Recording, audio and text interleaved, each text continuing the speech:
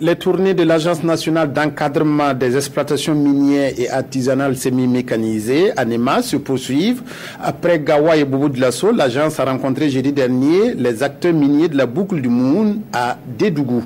Une occasion pour présenter les missions de l'ANEMAS et pour les orpailleurs de se conformer à la réglementation en ce qui concerne la protection de l'environnement. Reportage Lassina Ouattara, Edouard Ouedraogo, Karim Ouedraogo.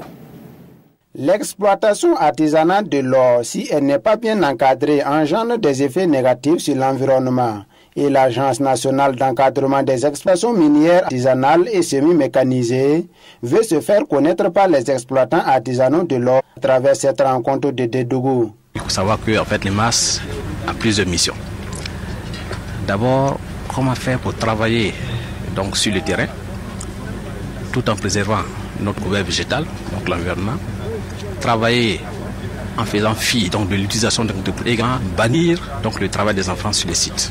Et nous avons également une de restauration donc, des sites d'exploitation artisanale, donc des sites qui ont été déjà qui sont en fin d'exploitation.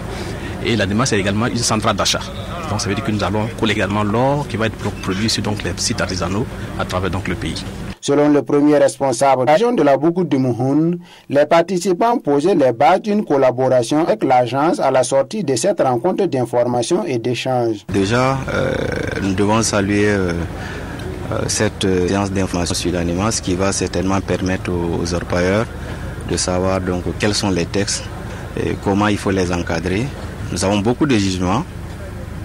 Il nous appartient de faire en sorte que les collectivités en premier, puissent vraiment donc encadrer les populations en matière donc de sol avec les techniciens pour toutes les dégradations liées aux risques environnementaux.